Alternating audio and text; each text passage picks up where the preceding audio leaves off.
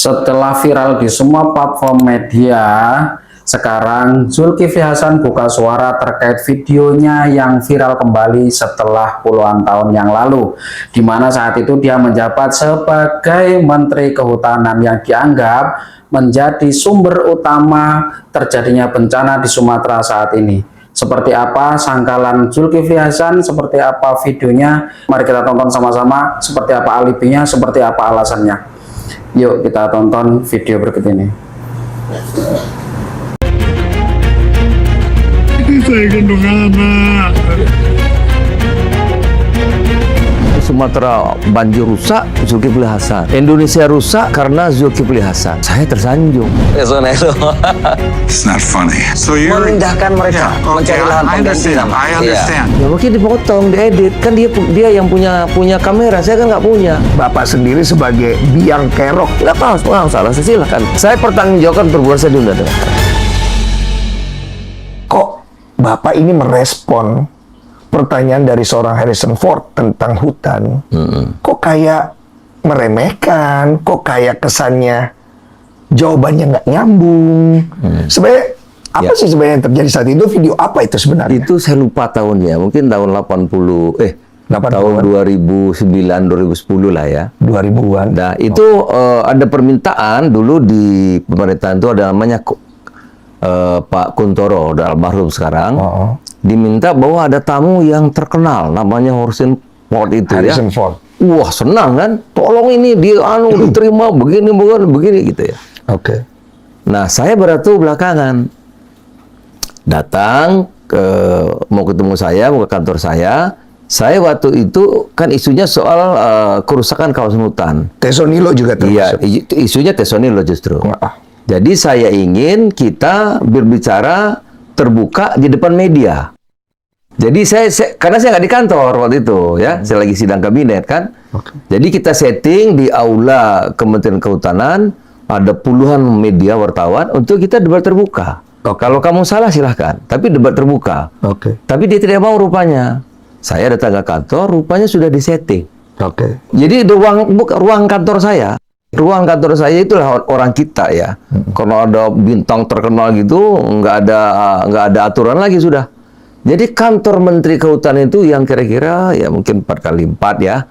Itu sudah dipasang 4 kamera, sudut sana, sudut sini, sudut kanan ada 4 kamera. Sudah ya. Jadi saya duduk, dia masuk sebagai wawancara. Belakangan saya baru terasa. Oh, ini syuting film.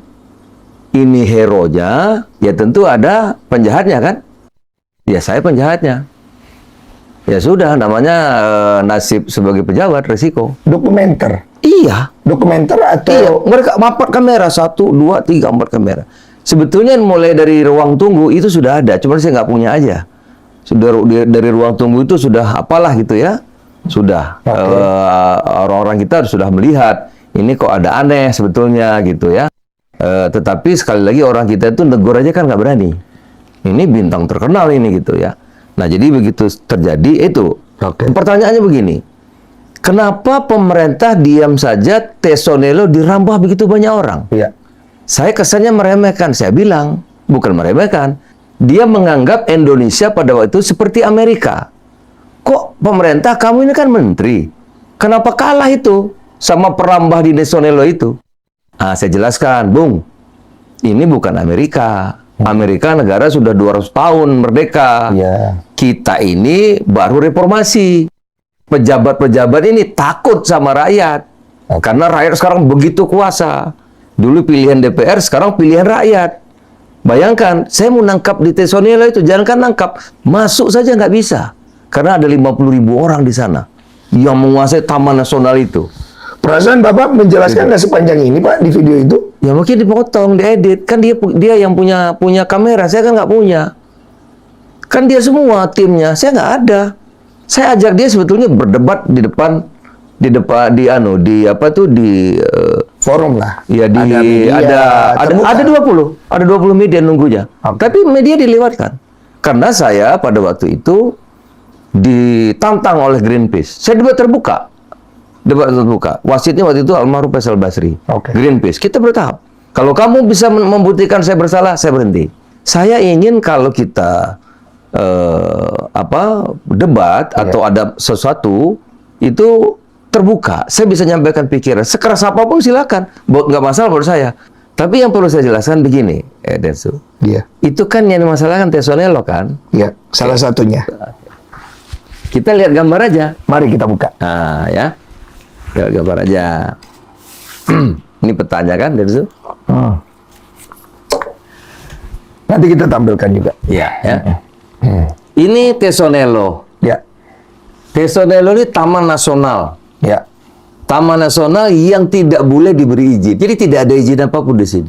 Tidak ada izin apa. Tidak ada izin taman nasional. Tidak boleh disentuh. Tidak boleh sentuh. Dilindungi. Tapi yang terjadi, ini terjadi berubah menjadi kebun sawit.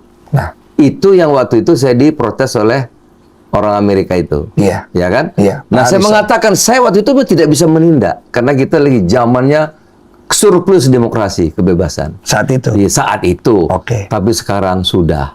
Oke. Ini luar biasa Pak Prabowo.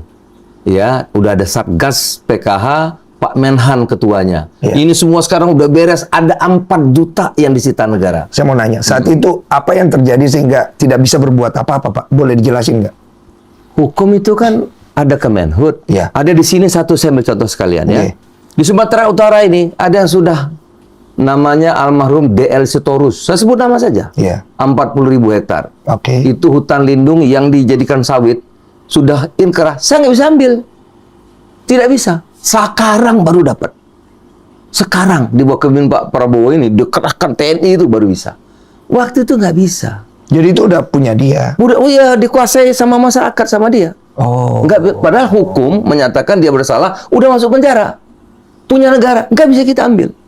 Oh, dia lebih kuat ya Lebih kuat. posisinya saat itu. Ya begitulah zaman itu. Ini baru dapat. Termasuk Tesonelo. Sekarang sudah ada 4 juta hektar sawit yang dikuasai negara. Karena melanggar, Densu. 4 juta, bukan 1.000, 2.000, 4 juta hektar.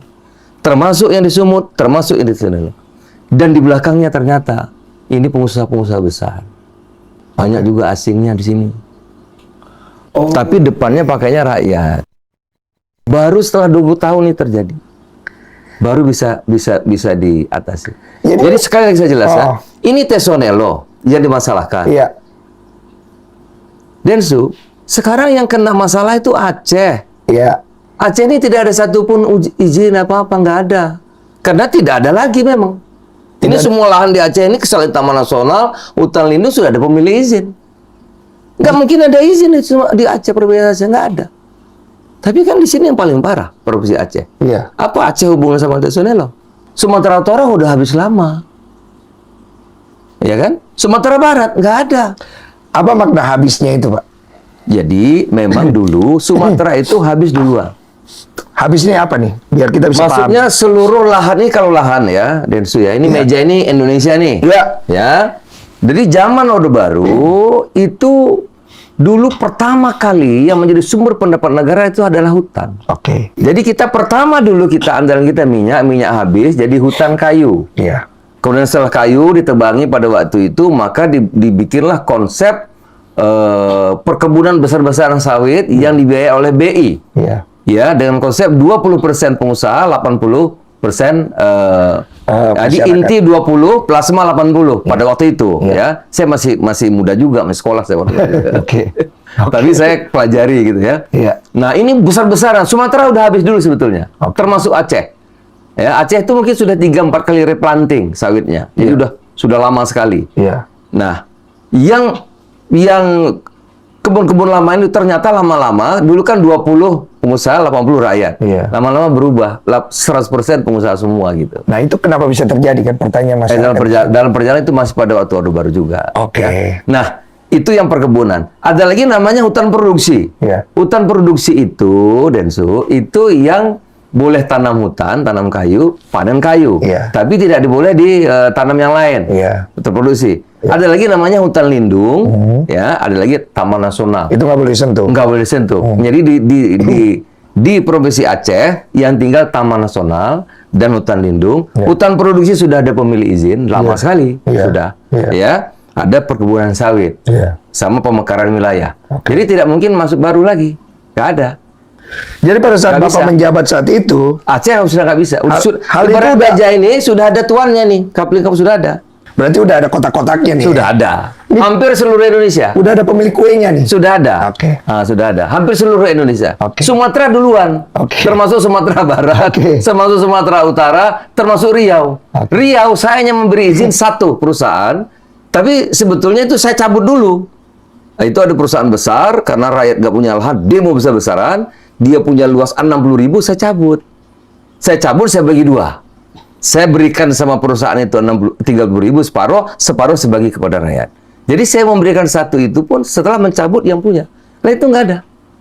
Jadi ibaratnya saat itu Pak, secara pekerjaan nih Pak ya, Ya Sumatera nggak ada. Bapak jadi kayak hanya mengawasi aja gitu. Monitor, mengawasi, evaluasi, menegakkan aturan. Itulah kalau saya boleh menyesal, saya tidak bisa berhasil menegakkan hukum pada saat itu. Ada satu peristiwa, Densu. Sampai sekarang itu saya menjadi apa ya, nggak bisa lupa.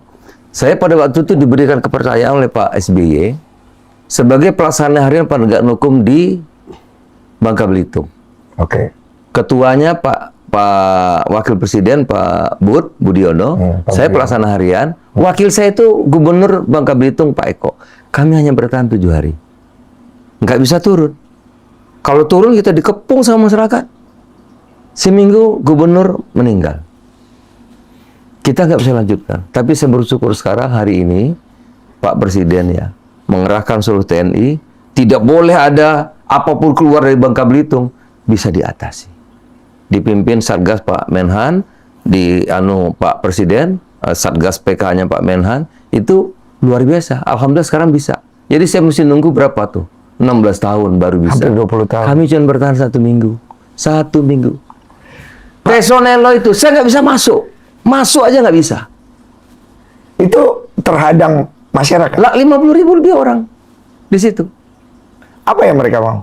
Ya kita kalau masuk kita ambil, kita bisa ya nggak bisa masuk saja sudah. Ini yang penjahatnya siapa ya sebenarnya? Jadi begini, kita pada waktu itu kan dari pemerintahan yang otoriter. Nah, kemudian undang-undang berubah menjadi otonomi daerah seluas-luasnya. Jadi kebun-kebun itu bupati boleh kasih. Tambang-tambang itu bupati boleh kasih. Tambang itu kewenangan bupati. Kebun kewenangannya bupati. Terakhir zaman saya udah konkuren namanya. Konkuren itu bupati yang menentukan ini buat apa. Gubernur setuju, baru kita. Itu namanya konkuren. Bareng-bareng. Itu udah zaman saya. Tapi mulai 99 sampai 2010 itu pemerintah daerah kuat sekali. Termasuk pada waktu itu kalau izin pertambangan dan sebagainya itu dikeluarkan oleh bupati. Dan seharusnya kan sekarang ini lagi bencana. Saya dari Sumatera Barat, saya mau ke Aceh, saya mau ke Sumatera Utara, itu rakyat kita. Ya.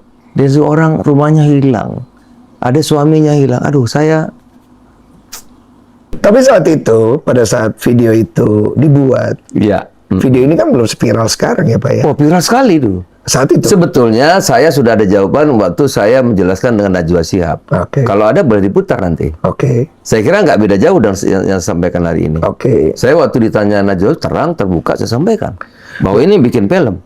Karena saya sangat menghargai Bapak di kala waktu lagi Iya. bencana, Bapak ke Lampung. Saya sungguh-sungguh sebetulnya banyak sekali pekerjaan. Saya baru memerintahkan Kepala Bulog, Badan Pangan, Menteri Perdagangan agar melipat gandakan. Saya kan pangan, tanggung jawab saya, Densu.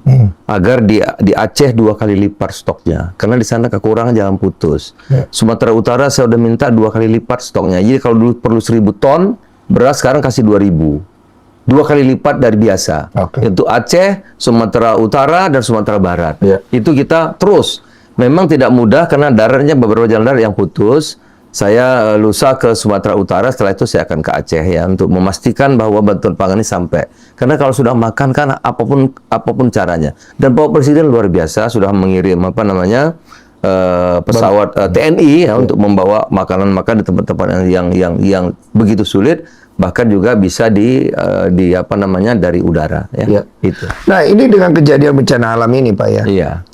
Bapak dapat perintah langsung nggak dari Pak Presiden?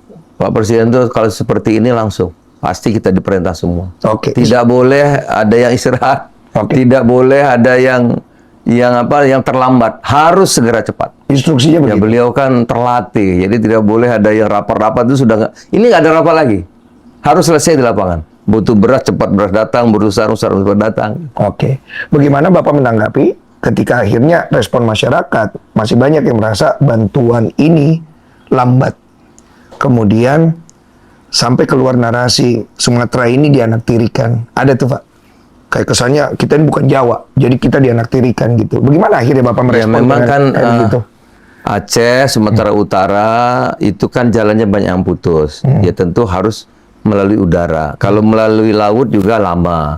Itu mungkin dikesankan lama. Iya. Ada udara yang tadi itu, tapi kan terbatas ya. Memang kalau bencana di Pulau Jawa kan satu darat. Jadi kalau nggak dari A, dari B cepat sekali karena memang sudah geografisnya secara geografis kan mudah. Tapi kalau dari Aceh ya terus ke Sumatera Utara, Sumatera Barat itu ada gunung Bukit Baris, nggak mudah juga kita tembusnya. Oh begitu. Iya. Jadi kalau Bapak bisa petakan nih Pak. Bapak Tadi udah- terus terang, tadi sudah ada di sana Mbak Titi, sudah ada di sana Menhan sudah sampai di Aceh. Jadi baru 1 hari, baru kemarin udah sampai semua orang-orang. melihat kondisi di sana. Terus Bapak udah pelajarin belum? Ini penyebabnya apa? Jadi ini memang siklon tropis yang tertentu waktunya. Nah ini musimnya sekarang ini. Ya. Ini kan dampaknya tidak hanya di kita, Indochina ini kan ya. Malaysia juga kena, Thailand juga kena, Filipina juga kena gitu ya. Cuman memang kita yang paling Ekstrim. ekstrim. Tapi sekarang kan sudah bergeser. Ya. Sekarang udah bergeser ke arah sana, ke arah lebih ke arah sana gitu. Ya tentu bencana alam, bahwa ada kerusakan alam itu menyebabkan tambah parah itu harus kita akui iya. Berarti benar ya? Benar harus. Kita nggak bisa salahin alam dong berarti. Pak, ya? Nggak bisa, karena bisa. kita perbuatan kita juga. Oke. Yang menyebabkan itu lebih parah itu iya. Iya. Kita harus akui. Nah, itu kan akhirnya menimbulkan narasi Bapak dulu pernah jadi Menteri Kehutanan. Iya.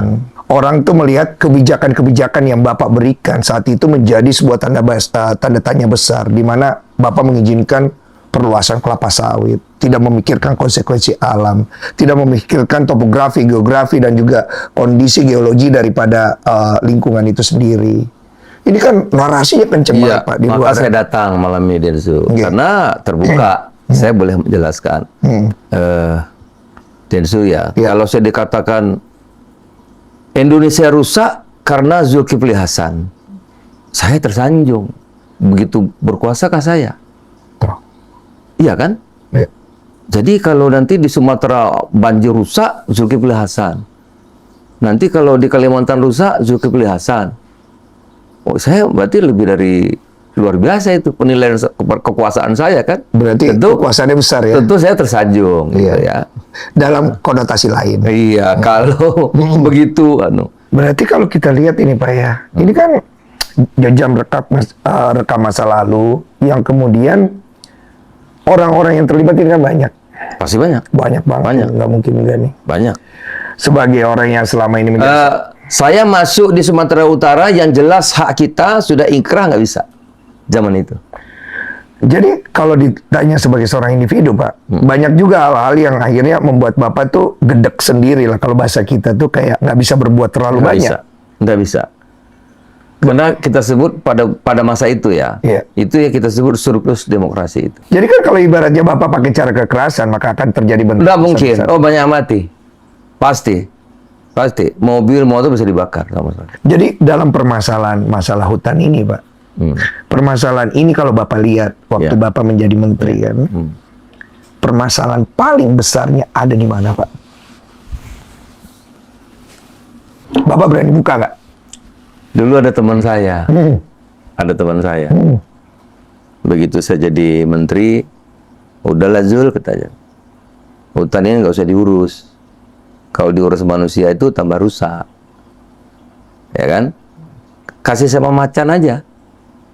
Mesti bagus. Saya pikir ada benarnya. Ya. Ada benarnya. Ada benarnya. Pak. Tapi itu kan satu sisi deh. Iya betul. Karena manusia hidup itu kan hidupnya jadi pilihan-pilihan. Ya. Kita ini memang luas, tapi kan kita ini daratannya nggak luas sebetulnya. Iya. Yang luasnya kan lautan kita itu ya. Sedangkan penduduk kita 30, hampir sekarang sudah 280 juta lebih. Iya. Densu tahu kita impor beras tahun lalu berapa? Hampir 1,5 juta. Berarti kan kita butuh lahan yang luas. Kita impor gula berapa? Kita impor gula 6 juta ton. Kita impor garam berapa? 3 juta ton. Ya. Kita impor gandum berapa? 13 juta ton. Ya. Kita impor kedelai 3 juta ton. Kita impor sapi 1 juta ton. Bayangin. Jadi sebetulnya pilihan. Pilihan. Karena kita kalau barat juga propagandanya kan merusak. Kalau boleh kita nggak usah nanam sawit. Kalau sama barat kan kita nggak boleh nanam sawit karena dia kalah bersaing. Iya, kita biar tergantung sama dia aja, dijajah terus. Ini barusan Uni Eropa ini ngeluarkan EU deforestasi. Jadi kalau saya minum kopi, dia masih periksa dulu kamu nanam kopinya di mana. Kan kurang ajar. Ya, permainan ini. Kamu kalau mau jual saya karet, kamu karetnya nanam di mana? Mau dicek dulu, nanti kasih sertifikat baru. Kan kurang asem sama kita. Udahlah. Jadi tidak ada negara lain tuh kalau saya pernah pengalaman di Papua. Waduh, Densu, berat. Jadi di Papua tuh banyak sekali aktivis-aktivis orang Indonesia kita, tapi lebih dari Barat. Sehingga Papua menganggap Indonesia ini menjajah.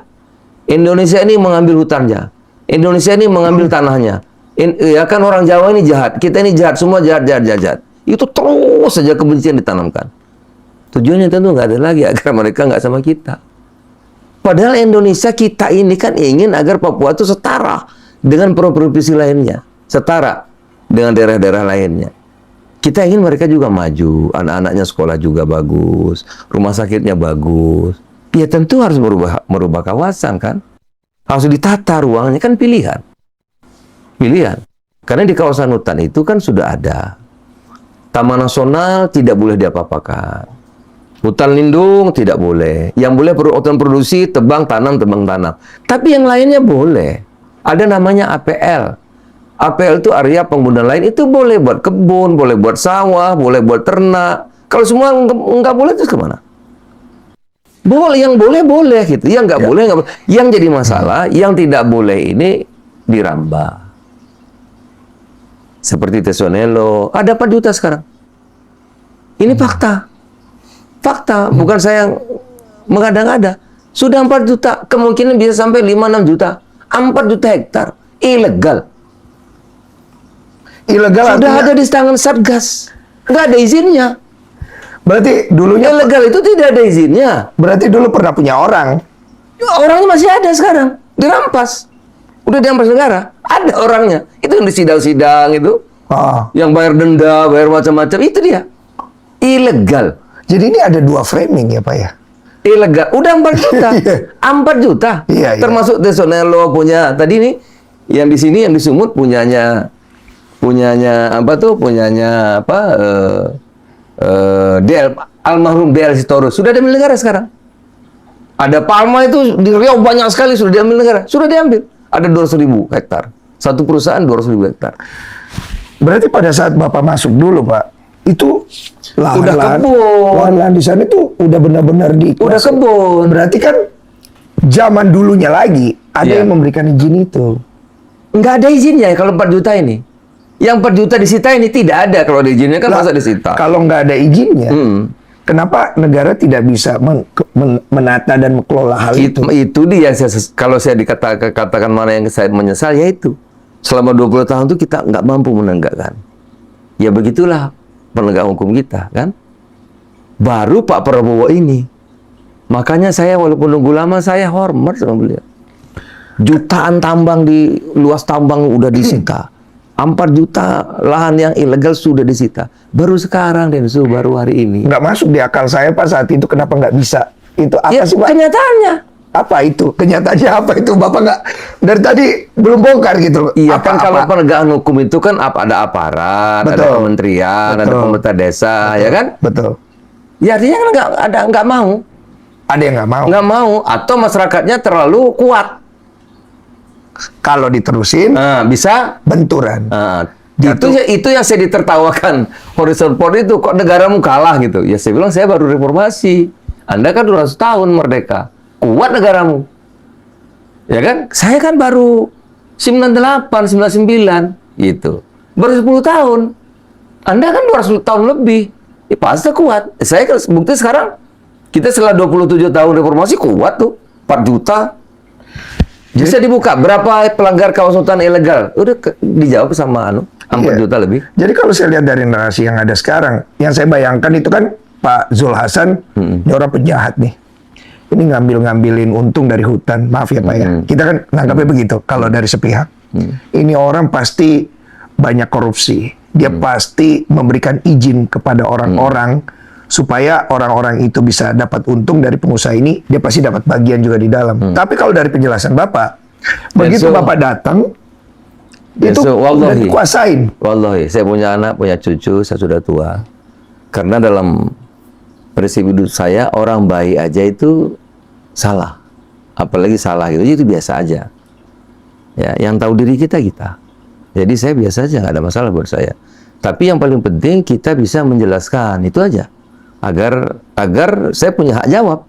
Ya. Saya punya menjelaskan sesuatu. Tapi kalau sepihak kan susah saya. Kan itu. Ya.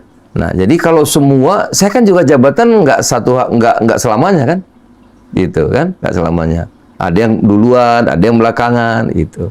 Kalau Bapak tidak merasa framing itu tepat untuk Bapak, Bapak sendiri merasa resah dan kecewa nggak dengan apa yang sudah terpapar di sosial media tentang Bapak sendiri sebagai biang kerok, kesannya itu biang kerok loh. Ya, saya mau kalau saya bisa menjelaskan. Ini saya udah senang, cukup buat saya. Bahwa dan percaya dan tidak silahkan saja. Tapi kan biar bagaimanapun apa yang Bapak sampaikan ini sekarang, orang juga punya hak untuk percaya atau tidak percaya. Ya, silahkan. Ya. Gitu. Nah, ketika akhirnya apa yang Bapak sampaikan ini teraudit lah di masa depan, ditemukan nih hal-hal yang Bapak sampaikan tidak sesuai, atau kemudian nih parah-parahnya nih Bapak tersangkut dalam KPK nih ya Pak, kita nggak doain ke sana. Bagaimana Bapak nanti? Banyak juga yang mendoakan gitu. Iya, banyak juga yang Jadi mendoakan. Densu, saya dalam hidup bekerja itu buat saya itu pengabdian. Kita tidak boleh melelah mencintai NKRI. Saya ini dari desa, anak desa. Ayah saya itu setiap di kampung saya di desa itu, kami kalau sholat itu ke masjid, Densu. Karena kampung saya nggak ada listriknya, nggak ada listrik, jalannya jalan tanah, ya. Dari Lampung ya. Dari Lampung dulu ya. Dan di situ daerah hutan.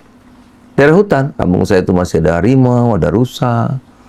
Nah, saya suka diajak bapak saya tuh, lalu pulang dari masjid diingatkan, kasih tahu, sini nak, lihat itu saudara-saudara kamu.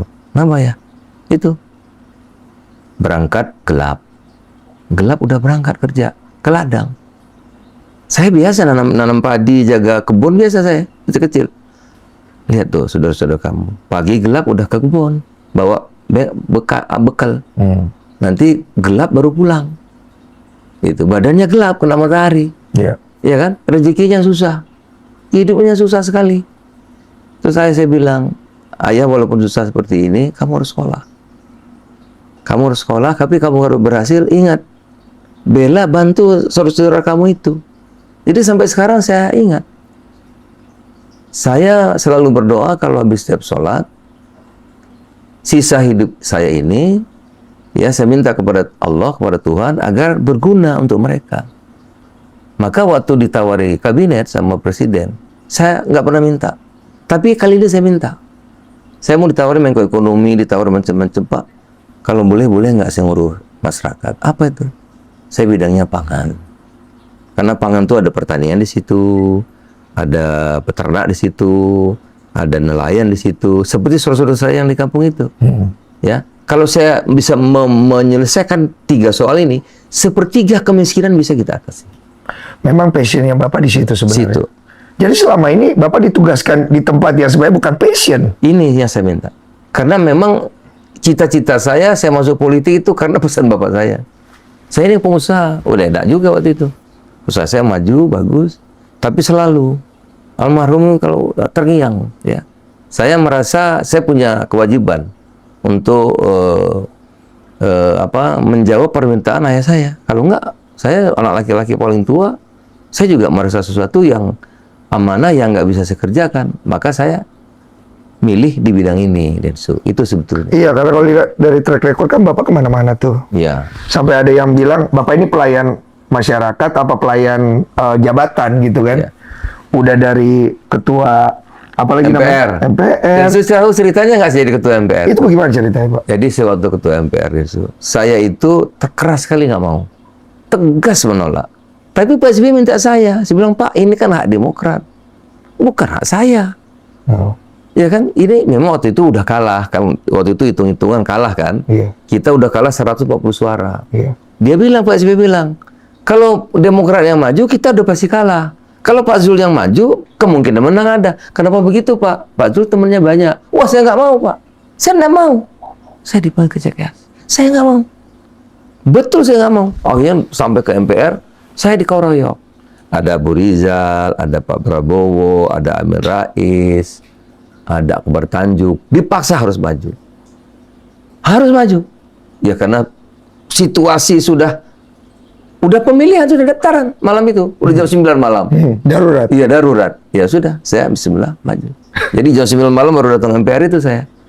Nggak tahu ya, takdir juga lah. Harusnya kalah 140, saya bisa menang 17 suara. Jadi saya nolak keras, Densu. Menolak keras saya. Jadi sebenarnya Bapak ini terombang-ambing juga di dunia politik ya sebenarnya, Pak ya? Ya nggak tahu, nasib aja membawa itu. Iya. Saya jadi Menteri Kehutanan, saya ini sekolah hutan juga enggak. Saya juga jadi Menteri Perdagangan, nggak pernah minta. Saya tanya Pak Jokowi, nggak pernah minta. Terus kalau kemudian ada orang bilang, Pak, Yang saya minta memang pangan ini ya. Pangan ini sih, ya betul saya. kalau yang pangan ini Iya. memang sesuai passion, Iya, iya, tapi yang betul. lain Saya nggak pernah minta. terombang-ambing gitu. Nggak pernah minta, iya. Takdir aja tuh, Densu. Apa yang akhirnya Bapak ambil dari semua perjalanan politik Bapak di beberapa bidang yang Bapak kerjakan? Ya, Iya. kemudian akhirnya nih passion Bapak nih di Menko, yang menurut Bapak ini akan bekerja dengan baik Iya. dan hasilnya sudah terlihat di depan mata. Iya. Sudah. Jadi Densu, semua orang nggak percaya ya. Tapi Pak Presiden ini luar biasa. Karena memang menteri nggak akan sukses tanpa dukungan dari Presiden. No, nggak Tidak mau. mungkin. Karena terus terang aturan kita ini rumit, berputar-putar, bertele-tele. Ya. Birokrasi kita itu, kita nggak bisa mana-mana tanpa dukungan kuat dari Presiden gitu. Ya. Nah, dukungan Presiden luar biasa itu. Jadi orang bilang, apa mungkin kita swasembada pangan? Presiden bilang 4 tahun. Belum seminggu 3 tahun. Belum seminggu lagi 2 tahun. Kenapa begitu? Ya harus cepat. Oh, dia Apa mau- kamu perlu dukung? Kan beliau ini kan, Orangnya begitu. iya, ya kita kan nggak ada jawaban lain. Siap. Agresif orang. Iya, oleh karena itu 1 tahun penuh, Densu. Ya tentu ini saya kan Menko ya. Iya. Tentu teman-teman yang kerja keras. Iya. Ada Mentan, ada Bulog, ya, ada Kementerian PU, Kelautan, semua lah teman-teman. Iya. Tim yang bekerja keras siang dan malam sampai ya kadang-kadang sakit nggak dirasakan ya. Kami itu 13 bulan non-stop, nggak ada libur, nggak ada jam kerja, full time. Saya terakhir kemarin 10 hari rubuh juga badan. Tapi hasilnya jelas. Ini data yang qualified. Ini bukan kata saya, kata BPS. Oh, oke. Kalau kata saya kan boleh nggak percaya. Tapi ini kata BPS, ini fakta. Ya. Saya tidak bicara hoak, Ya, tidak kita bicara bicara data. suka nggak suka, tapi kita bicara data dan fakta. Ya. Ya. Tahun lalu kita impor beras 4,5 juta. Ya. Tahun lalu. Ya. Baru setahun, 2024. Tahun 2025 berapa impornya? 0. Jagung dulu 200.000 ton, sekarang 0. Nggak ada impor. Ini data betul, Pak. Cek aja BPS, ini data bukan dari saya, bukan dari Menko Pangan. Menko Pangan tidak mengeluarkan data, datanya BPS, Oke, iya. Badan Pusat Statistik. Jadi Oke. kita tidak mengeluarkan data. Oke. Kenapa bisa cepat begitu? Nggak impor? Karena produksi kita naik. Ini dulu tahun lalu 30 juta, Ya. tahun ini 34,77. Artinya produksi kita naik 13,54%. Ya. Produksinya naik. Ya. Kalau produksi naik, kan artinya penghasilan petani naik dong. Betul. Iya dong. Betul. Dulu 30 juta, sekarang 34 kan, 0,7 kan hasilnya naik Ya. kan dia. Masyarakat bisa merasakan Naik, dampaknya. Ya. naik kan pendapatnya naik gitu. Begitu juga jagung naiknya hampir 9,34. Iya. Berarti pendapatannya juga naik. Iya. Berarti ya petani beras, petani jagung sekarang sudah lumayan, alhamdulillah ya. Nah, kenapa bisa? Karena presiden jelas berpihaknya. Kami jelas berpihak kepada petani itu. Nggak ada di antara political will bela petani. Sudah titik. Lainnya menyesuaikan. Harusnya memang begitu kan. Ya, tapi dulu kan ada macam-macam pertimbangan kan. Ini enggak. Ya, macam-macam pertimbangan. Kita kalau bisa tidak impor satu butir pun. Nah, maka karena kita bela petani, harga kita naikin. Presiden bilang 5.000, kurang Pak, 5,5, kurang Pak, 6.000, kurang Pak, 6,5. Kepres dikasih. Berarti Betul. tadi kan produksi naik, Ya. harga naik nggak pendapat petani? Naik. 2 kali lipat. Ya. Jagung dulu juga begitu, naik juga. Iya. Dari 4.500, 5.500. Apa kalau kita 6,5 petani terima? Enggak, Densu. Di kampung-kampung itu banyak banyak apa namanya? Pemainnya juga. Pemainnya, Iya, bahasa banyak kita temulanya. punya. Iya. Harga 6,5 tuh belinya 5.000. Banyak apa namanya itu riba-riba itu loh, apa namanya? Ya utang-utang begitulah. Tahu. Nanti bagi dua hasilnya begitu Iya, ya. iya. Akhirnya apa? Sekali lagi saya terima kasih TNI. Kerja sama-sama TNI, Babinsa. Kalau petani nggak terima 6.500, cek, periksa gitu, takut. Iya. Sekarang alhamdulillah semua petani terima di atas 6.500. Berarti naik kan pendapatan dari harga, naik pendapatan dari produksi 2 kali. Apa buktinya? Bukan kata saya lagi. Nanti kalau kita yang ngomong kan salah. Maka nilai tukar petaninya naik. Nih, bukti. Tahun lalu nilai tukar petani 116, tahun ini 124. Naik. Ini yang buat saya bahagia, Densu. Ini, saya mau dikatain orang apa terserah, saya nggak peduli.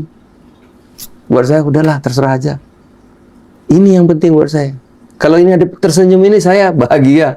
Saya ingat bapak saya, ayah saya tersenyum kalau ada orang tersenyum begini. Itu yang paling penting buat saya.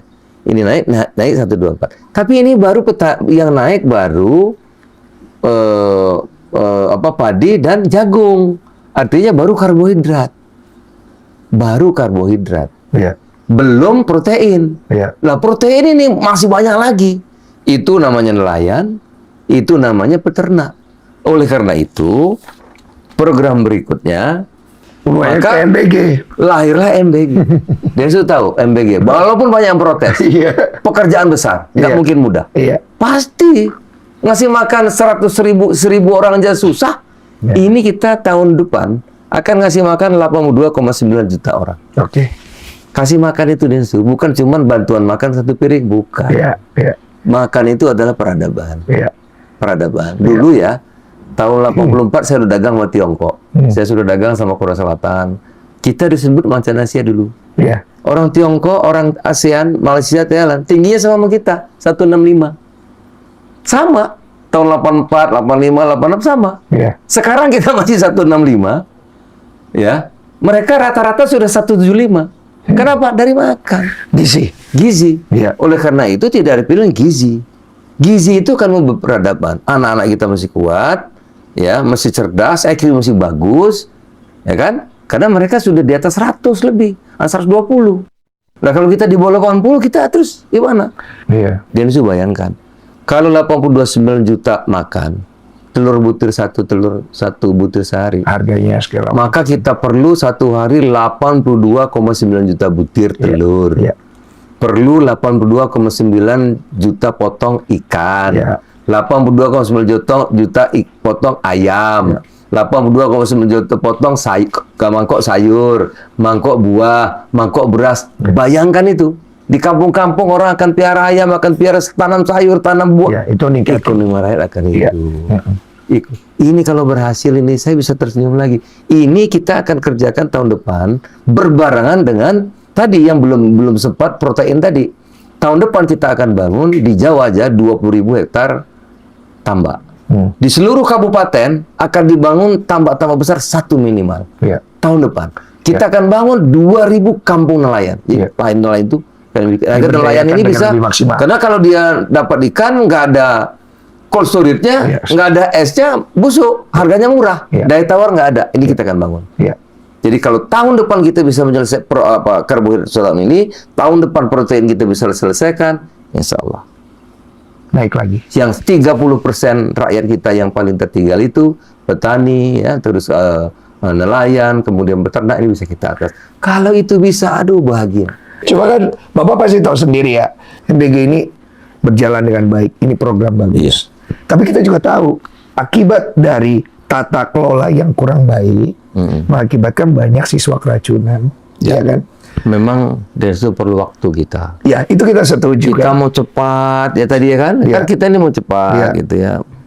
Tapi kan mungkin orang kita perlu latih. Kita bukan soal 1-2 keracunan, itu soal anak-anak kita. Ya. Kita tidak mau ada satu pun yang bermasalah. Ya tentu ini kita, kan sekarang saya diminta tanggung jawab. MBG ini saya tanggung jawab. Keluar Kepres sudah. Ya, saya diminta membenahi ini agar tidak terjadi masalah apapun. Ya. Oleh karena itu saya kita bagi. Nanti ada pengawasan, ada penyelenggaraan.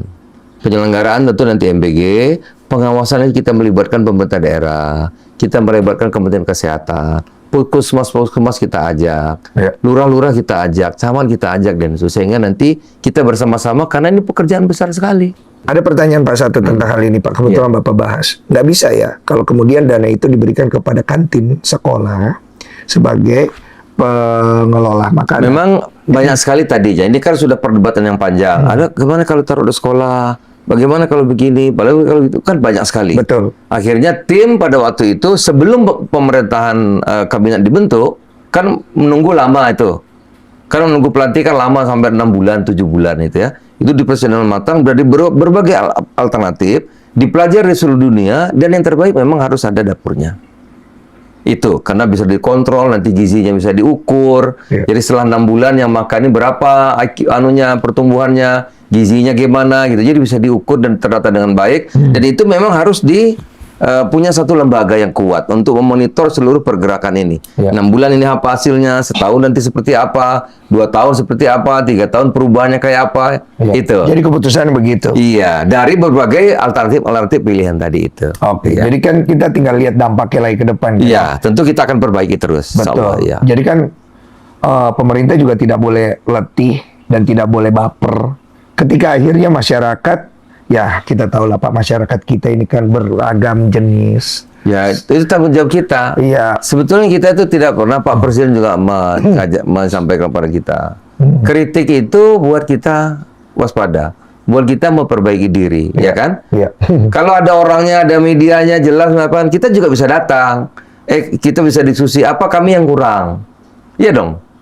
Kalau ada kami kurang, beri kami masukan.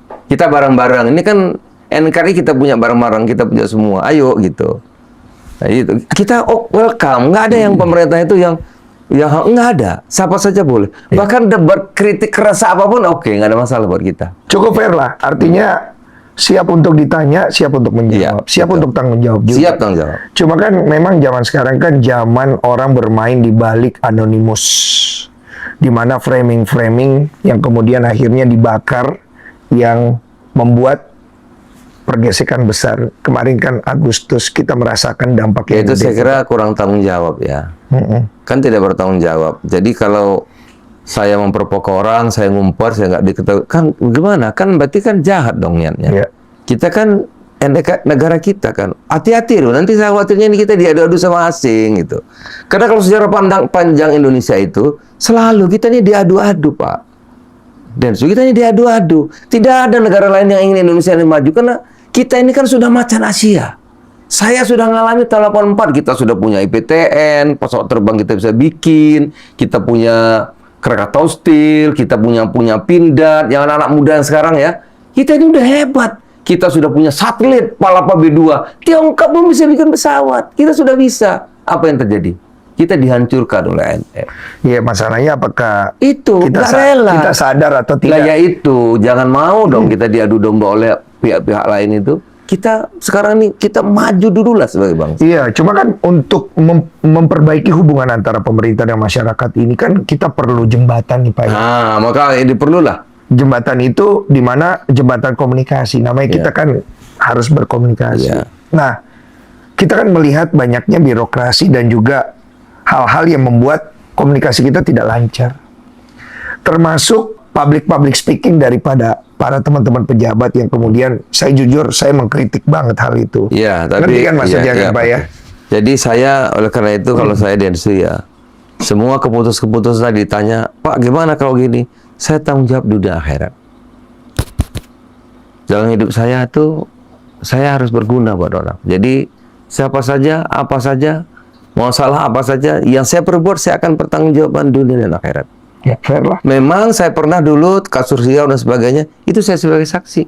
Sebagai warga negara, kita harus hadir sebagai saksi. Karena saya menjawab surat, ya saya dipanggil, saya harus jelaskan sebagai saksi. Tapi seluruh tanggung jawab saya sebagai Menteri Perdagangan, sebagai Ketua MPR, sebagai Menko Pangan sekarang, saya akan bertanggungjawabkan dunia dan akhirat. Oke. Kalau ada yang mau kritik saya, kalau ada yang pengen berdiskusi, saya terbuka kepada siapa saja, sekeras apapun. Oke. Asal jangan pakai pokoknya, kita bisa diskusi. Silakan sampai pendapat, saya juga nyampaikan pendapat saya. Kita boleh sepakat, kita boleh nggak sepakat, enggak apa-apa. Ya. Kan boleh sepakat, boleh tidak sepakat, nggak masalah. Ya. Agar bisa saling memahami. Dua arah yang paling penting itu. Jadi bertanggung jawab. Sama-sama kita bertanggung jawab. Kan ini negara kita. Siap. Ya, saya prinsip tidak pernah kami selalu saya ajarkan. Seberat apapun, sesulit apapun, jangan pernah lelah mencintai NKRI. Siap. Pak, ada nggak satu hal yang Bapak sesalkan harusnya kebijakan ini saya keluarkan untuk rakyat saat itu? Terus terang ya, saya kalau dikatakan sekarang ini saya misalnya merusak, silahkan saja lah kawasan gitu. Tapi saya waktu itu mungkin kurang berani. Saya kurang berani. Cuman zaman saya jadi menteri itu kan keras sekali. Ada Greenpeace, ada Walhi, ada macam-macam, lupa sekali. Itu satu. Kedua, penegakan hukum. Mungkin saya juga bisa mencegah tambang-tambang kerusakan lebih jauh. Seperti Bangka Belitung. Saya hanya bertahan 1 minggu. Takut hilang nyawa, Pak, saat itu. Meninggal seminggu karena waktu itu udah ngeluh. Itu Angkatan Laut gubernurnya. Dia bilang, Pak Menhub, saya ini kok sendiri ya. Saya diajar semua orang. Saya ini nggak kuat Pak Menhub lama-lama. Kami hanya bisa terbang. Kalau landing dikepung orang, Pak. Seminggu dia meninggal, saya irupnya. Habis itu kita nggak berjalan lagi. Nggak dilanjutkan. Ada 2 lagi di yang tadi di Sumatera Utara. Banyak. Kami nggak. Kalau waktu itu mungkin kita bisa tegas ya. Mungkin negara lebih banyak pendapatannya. Sekarang 4 juta, belum tambang. Tambang banyak sekali, Densu. Iya. Yang ilegal ini, bukan legal, yang ilegal. 4 juta ini baru sementara. 4 juta ini baru sementara. Iya. Kalau ilegal artinya nggak ada izinnya. Iya, uangnya kemana kan? Nah, Ya. coba itu berapa? Waktu kita hitung bersama Bapak Presiden itu, mungkin udah ribuan triliun itu. Iya, berarti omongan Pak Mahfud dulu dan beberapa orang lain bahkan dari tambang aja nih penghasilannya kita bisa kasih makan satu keluarga 20 juta sebulan. Bisa, betul. Itu betul. Udah terbukti sekarang. Terbukti.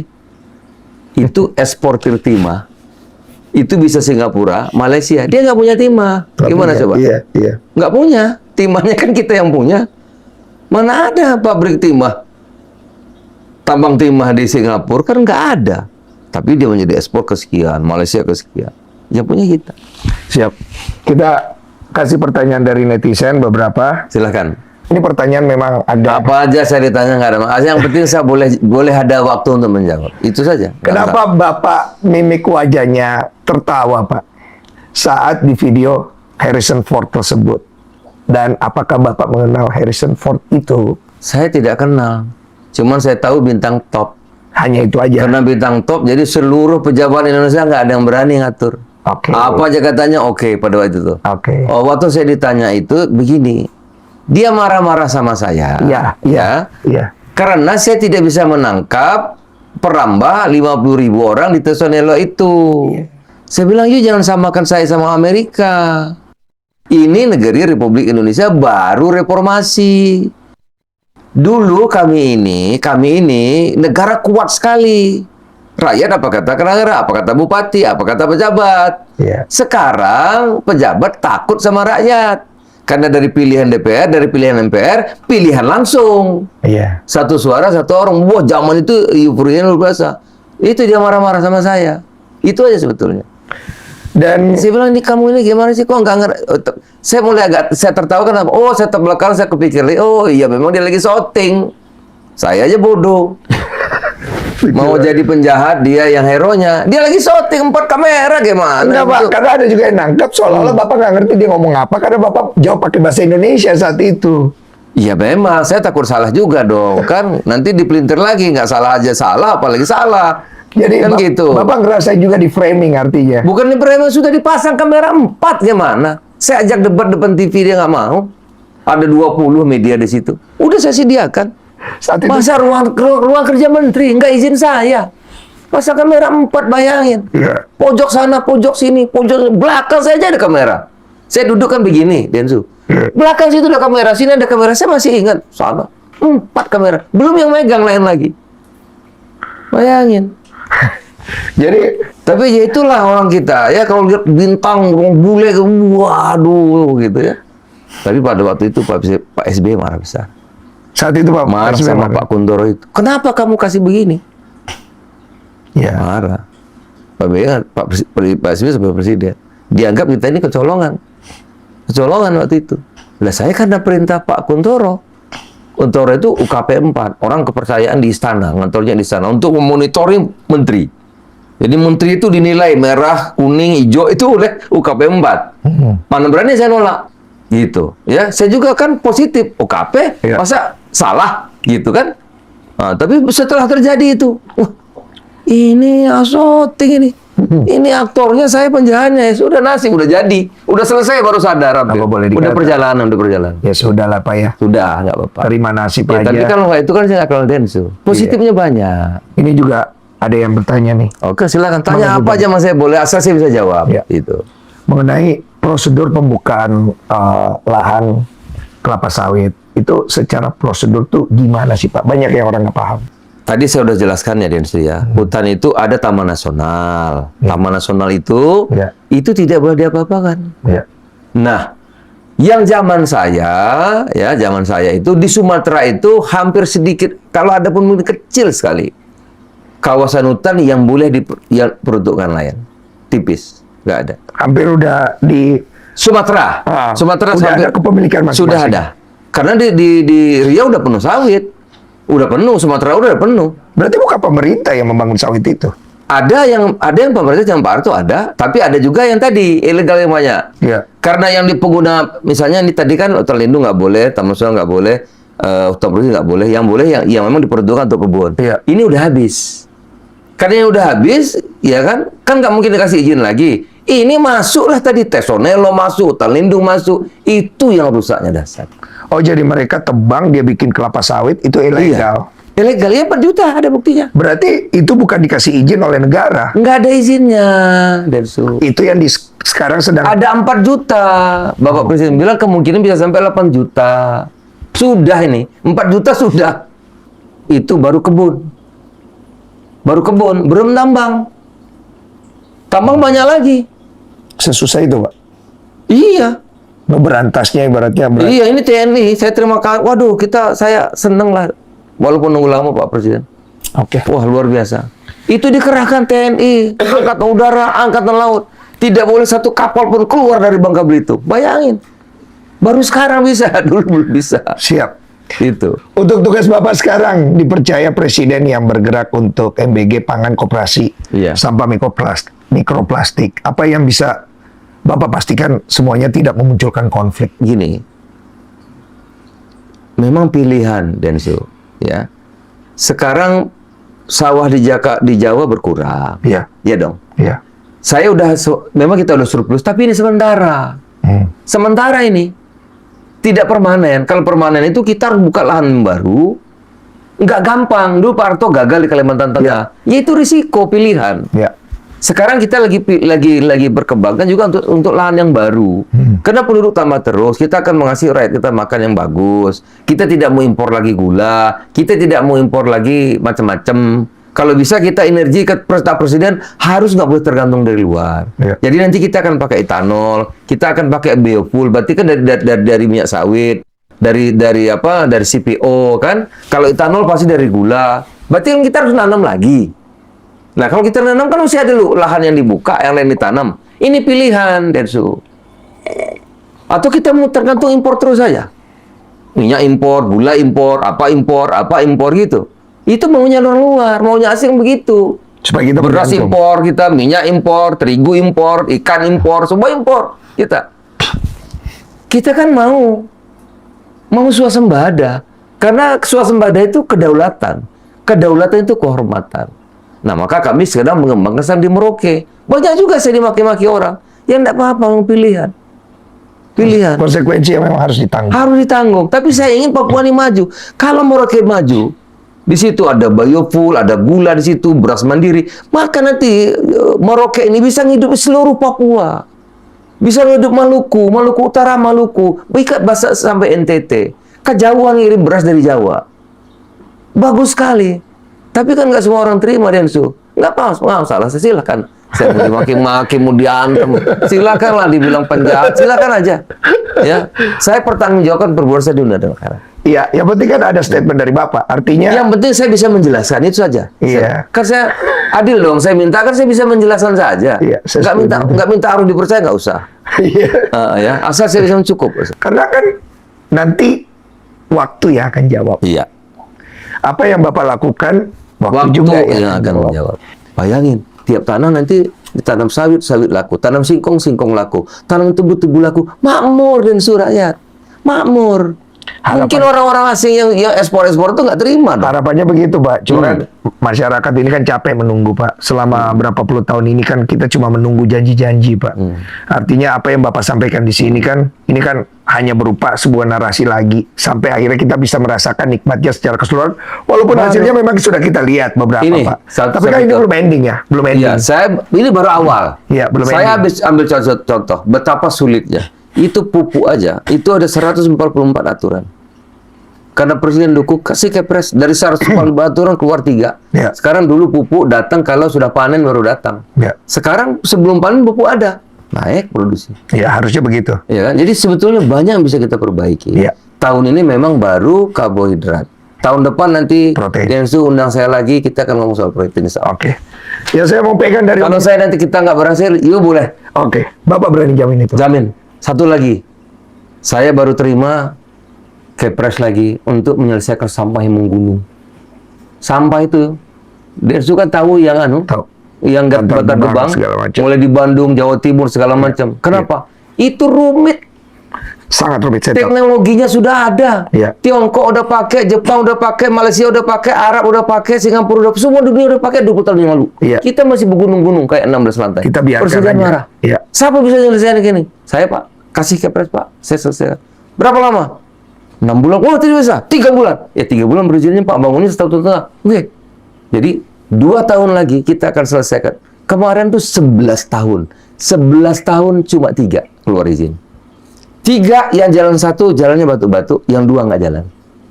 Jadi 11 tahun cuma 1 jalan batu-batu, yang lain nggak bisa jalan. Ini 2 tahun 34 lokasi akan kita selesaikan. Termasuk Bantar Gebang, di Surabaya, di Bandung, dan seterusnya.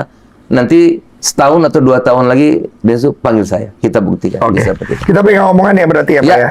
Sama satu lagi, Pak. Saya tertarik, Pak. Kenapa izin itu kayak sulit banget untuk keluar dengan mudah, Pak? Itu dia. Itu yang kita sekarang gini. Masalahnya Semua diambil- tuh ego sektoral. Ini sekarang tugas saya mangkas. Ini tadi 144 izin. Kita pangkas tinggal 3. Itu izin 11 tahun 3, dan lu tahu. Panjang sekali. Kalau mau bangun, mau perbaiki apa tuh Bantar Gebang itu, maka saya harus ngelobi DPRD, Iya. lobi bupati, lobi DPRD provinsi, Kayak motor gitu. lobi gubernur, udah stroke pengusahanya. Udah stroke. Lucu-lucu. Ya, nanti harus lagi ngelobi Menteri Keuangan, Iya. ya kan? Iya. Harus ngelobi lagi Menteri Lingkungan Hidup, harus ngelobi lagi nanti Menteri SDM, harus berunding lagi dengan PLN. Wah, itu masih hidup aja udah bagus. Makanya kan 11 tahun cuma 3 dan jalan 1. Ini 3 bulan saya akan kelarkan 30-an. Dalam 3 bulan. Karena saya punya Kepres saya. Karena Presiden dukung. Jadi kayak bukan kita, Kepres dari Presiden. Saya tinggal panggil bupati, menteri-menteri, saya ada Kepres dari Presiden. Aturannya gini. Jadi yang muter-muter tadi itu hanya 2 sekarang. Izin dari SDM, berunding dengan PLN, selesai. tarif 20 sen, udah selesai. Berarti kalau beda presiden, Pak, Bapak sebagai administrator di bawah, ibaratnya, beda juga ya kapasitas yang Bapak bisa lakukan ya. Jadi presiden kita ini paham masalah dan tahu solusi. Yang ketiga berani untuk kebaikan untuk rakyat Indonesia. Beraninya itu yang susah, Berani. Pak. Jadi saya bahagia betul, walaupun tadi kalah lama. Iya, Banyak bisa kita kerjain. Karena kalau saya lihat-lihat, memang berani itu kan suatu hal yang tidak dimiliki.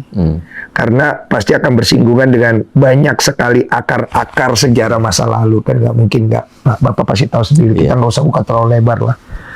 Resikonya besar. Iya. Apalagi kalau orang yang ingin mempertahankan kekuasaan kan lebih baik main aman ya Pak ya. Saya juga kadang-kadang salah menilai juga beliau itu. Beraninya lebih. Kadang-kadang terlalu jauh ya. Oh Pak, ini nggak beraya Pak gitu. Nggak ada urusan saya. Saya mau dikenang rakyat Indonesia. Gitu. Nggak ada urusan. Saya bela rakyat, bela merah putih, menerapkan Pancasila. Wah kita kan jadi gagah kan? Iya. Menterinya kan jadi gagah. Ya Kan? ikut lah. Iya. Itu gagah semua menterinya. Udah.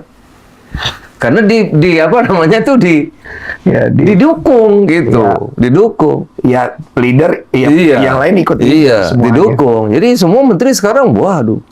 Ini ada satu pertanyaan masyarakat, Pak. Kok masyarakat tuh bingung kenapa belum dapat status bencana nasional, Pak, yang kemarin terjadi di Aceh, Sumut, sama Sumbar, Pak? Alasannya apa? Alasannya pemerintah skalanya belum kategori bencana nasional. Parameternya di mana, Pak? Nah itu saya bukan saya nggak begitu paham. Hitungnya gimana itu bencana kan ada BNPB kita kan, Iya. ada lembaga badan Penanggulangan bencana. Mereka yang hitung. Iya. Saya nggak begitu memahami. Oke. Ya. Memang seperti Sumatera Barat hari ini nggak ada lagi kan? Ya, udah mulai reda kan? Nggak ada. Udah nggak ada. Itu.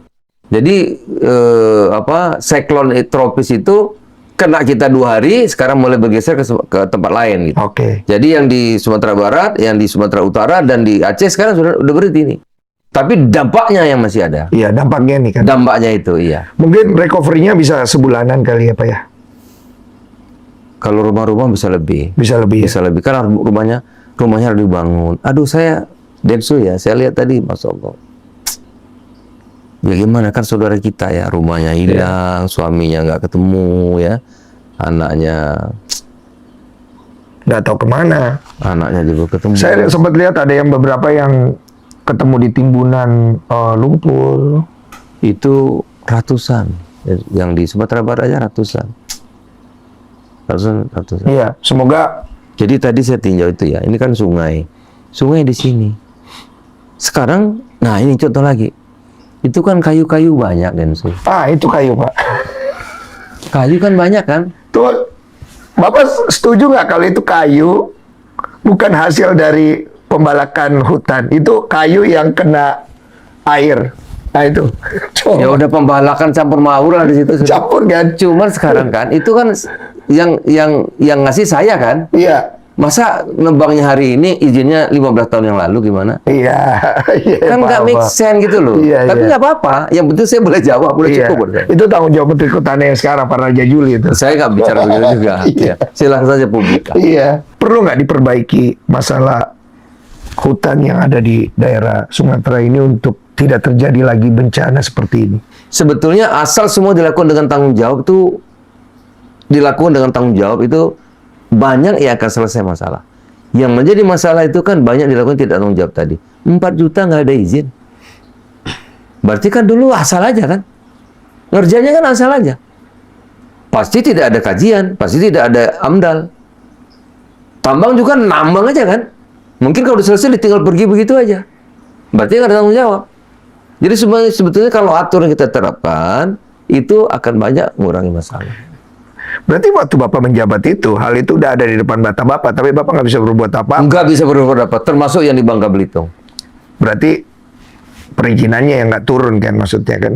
Yang penyitaan, Iya. itu kerjasama, bukan perizinan, kerjasama. Jadi kan kalau menegakkan hukum, saya mau nyita ini, saya kan mesti didukung oleh Polri, Nah, ini kan memang pentar, ini mancing saya terus dari tadi, saya nggak mau cerita kan. Ini akhirnya saya ngalah juga. Kan saya kalau mau menyita ini kan saya mesti didukung aparat, ya kan. Kalau aparatnya nggak ada, ya saya babak belur lah di Kalau lapangan. komandonya nggak turun kan nggak bisa Nggak jalan. bisa, iya. Kayak di Bangka Belitung, kita turun aja nggak bisa. Iya. Turun tuh nggak bisa. Iya. Kalau sekarang Pak Prabowo kan, jangankan kapal keluar satu, Angkatan Laut, Angkatan Udara, TNI, nggak bisa. Karena komando jagain dari atas. Jauh, udah. Satu perahu keluar aja nggak bisa. Oke. Dulu terbalik, saya mau turun nggak bisa. Berarti ada rasa syukur yang berlebihan juga nih Pak di dalam diri Bapak di era Bapak sekarang. Saya dengan Pak Prabowo, saya adulah, walaupun lama nunggu, saya sesuai dengan apa yang kami rasa. Saya kan bukan setia sama orang sebetulnya. Kami itu setia kepada perjuangan, setia kepada cita-cita, setia kepada kebijakan. Nah, Pak Prabowo ini meluruskan cita-cita Indonesia Merdeka itu. Ekonomi kerakyatan, ekonomi Pancasila, gotong royong, hak rakyat harus dijalankan, anak-anak kita harus dididik, harus dikasih sekolah yang bagus, dikasih makan bergizi. Itu yang makanya saya masuk politik, itu yang kami cita-citakan. Itu yang membuat kebanggaan, kepuasan nggak ada nilainya gitu. Dan itu kalau dalam agama itu dikenal dengan teologi al-ma'un namanya, keberpihakan kepada masyarakat. Orang yang nggak bisa sekolah dibikin sekolah rakyat, sehingga nanti kalau anak-anak yang nggak berdaya itu, anak-anak yang di jalanan itu dibiayai oleh negara, kan perintah undang-undang dasar. Dia masukin asrama, jadi yang nggak berdaya jadi polisi nanti, jadi tentara, bisa jadi dokter, kan bisa merubah keluarganya. Dan itu harus diurus negara. Kok nggak semua? Ya memang belum bisa semua. Tapi kita sudah melangkah. Ada nanti berapa ratus itu sekolah rakyat akan dibangun. Kan itu kita bahagia. Iya, tinggal janjinya diwujudkan. Tahun ini 200. Iya.